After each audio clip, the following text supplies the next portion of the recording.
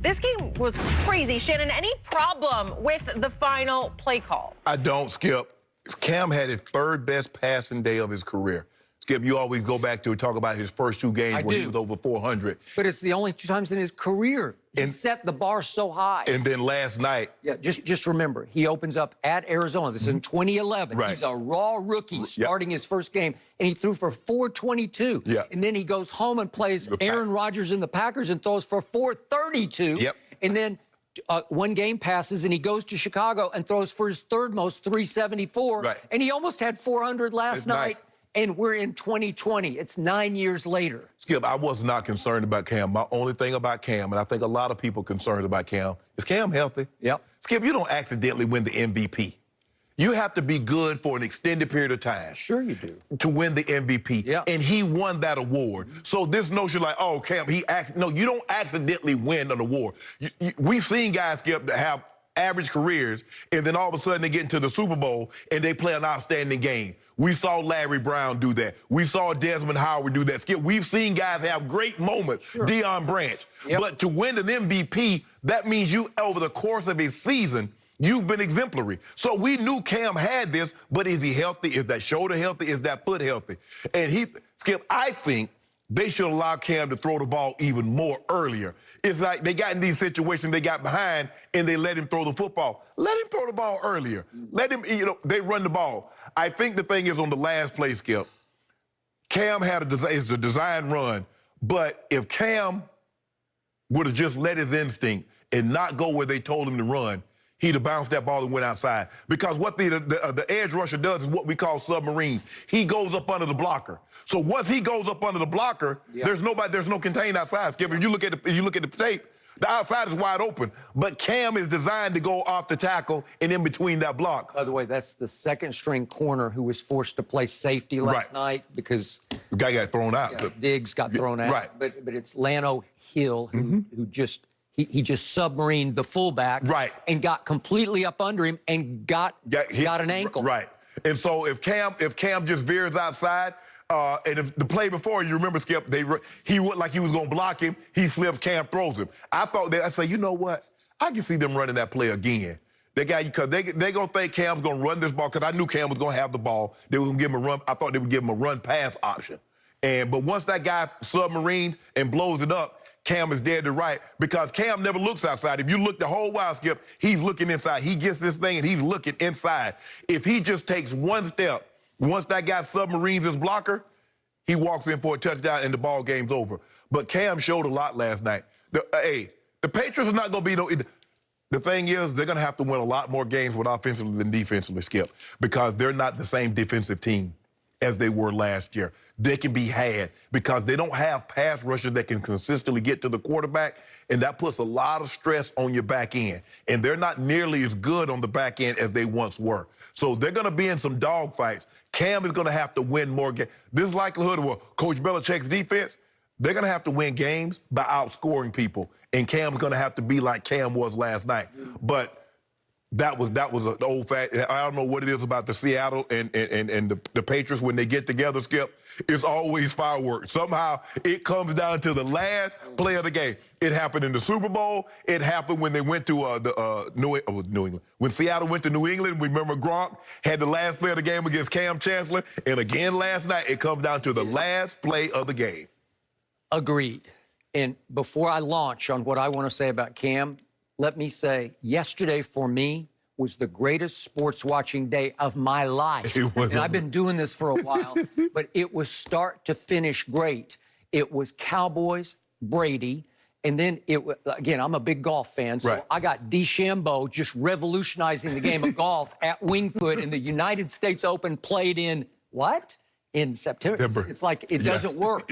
And then here comes, wait a second, we got Lamar and Deshaun. And here comes LeBron against the Nuggets. And then you have Mahomes almost catching the L against a rookie starting in his first game. I didn't even mention Aaron Rodgers threw another big party on Detroit. Okay, well, I give you that. It's early, but he threw another one, although the other Aaron... Don't do that, Skip. No, you had it right. You had it right. And then we got this to cap it off. And to your point, every time they play, it's just like madness ensues at the end of the game. And it is so utterly captivating and watchable, as was Cam's whole performance. I got to tell you, I was shocked by it. What did we see in the opener against Miami at Foxborough? He threw only 4 balls that traveled more than 10 yards. It looked like it was run, run, run, or bust, right? Yep. It looked like they weren't going to let him throw. Correct. And all of a sudden, he throws for almost 400. I got to tell you, to my eye test, he threw it better last night than he did in any game in his MVP year. He threw it. He was throwing it. He did. He was just throwing missiles, and they were about 90% right on target. Right, yeah. Right? And there was one ball to Edelman that could have won the game, and it was just a touch high, just a touch. And Edelman's only about 5'11", right. so he couldn't get really up much higher than he got. I think, and plus it had a little bit more zip than probably Edelman is used to, because Cam throws a tight ball, a nice tight spiral. He does. Well, he's 6 feet 5 inches tall, and he's like 100-mile-an-hour fastball. Right. So the point was, he was throwing it like he threw it in the first 2 games of his career and the first month of his career. And then I'm not sure what happened from that first month. Somehow, I don't know if he started getting banged up, if his shoulder got banged up. I don't know. Right now, he appears 100% healthy. He does. Right? Yes. So he was hurting them with his legs because we'd seen him run that quarterback power twice before. He's unstoppable. Right. Once he gets ahead of steam, there's nobody who can stop him. It's LeBron-esque going to the basket where he's just too big and strong for anybody. And they get him a lead blocker. And a lot of times it's the fullback. Yep. Last night it was a tight end. So now he has a lead blocker like he's an eye back, like he's a running back, Skip. So they did get a break. First of all, there's no 12th man. There's nobody in the stands, so it's quiet. So if you're ever going to get Seattle in a night game up there, you could get them in this one because it was eerily silent in there. And then what happens right away? Russell Wilson throws it to our man Greg Olsen, and it goes right through his hands for a pick six. Well, you're off to the races. Right. So it felt like meant to be. And by the way, from that point on, Russell wouldn't go to him anymore. Right. He threw him one other ball, and it was there was a penalty on it. And that was the thing, Skip. I'm watching the game. And I said, well, let me go click and see what's going on with, the Patriots in Seattle. And I'm like, 7-0? What happened? What happened? And that happened. That's exactly what I said. I said, oh, that happened. So Cam also threw one that got pick six by Quentin Dunbar, and he had another one. They were lucky he threw one. It's 9:40 to go in the second quarter. I think we might have this. But this was the other. He made 2 bad throws that are just they're just bad ideas. There's another one. That's a pick six. Yes. Okay, so he got away. You can't be late inside, Skip. No. See this? Look what it is. Whoops. You late. Whoops. That was Brady-esque, right? Yes. Okay. So the point is, he got hotter and hotter as the game went on. And my only problem with the last play call was, I think they just wanted Cam to let instincts take over. Right. And he tried to be the Patriot way. Right. He tried to be a good soldier. Right. And run the quarterback power left the way it's designed. Correct. Which is you cut it right off. Right up inside of the blocker. Right. Right up inside. Right. And he said, when he looked up on the Jumbotron or whatever and looked at it, he said, I was too patient. I tried to be patient and let my blockers set up. Right. Well, they were getting mauled at the point of attack because Seattle sniffed it and came with everything. See, they sold the farm. Yep. They're like, Cam Newton is running this ball, and so let's get all of our 11. We're going to be in a confined space. And if they throw a pass, so be it. They even seemed to know he favored going left. Yes. It seemed like the firepower was well, and plus the back offset, 47, I forget his name. I don't know the new fullback. New fullback, Skip. So he's offset, so more times than not, the runner is going to follow the fullback. Yep. So when he's on that side, well, that's where he's going. And like I said, I just think Cam, like you said, the Patriots way, the play calls for me to go up inside because they're going to kick out and I just get up inside. If he's just Cam Newton. Yeah, if he was MVP Cam and he bounced that down, he walks in the end zone. You would. Or he just goes somewhere else with it. Because look at this, Skip. Yeah. If he just, all he got to do is just go outside. Bounce it hard. If he just bounce it, because the guy's submarine, just go outside. Because for a 6'5" what is he, 240-ish? Yeah, 240, 245, easy. He has good quickness. Yes. Yeah.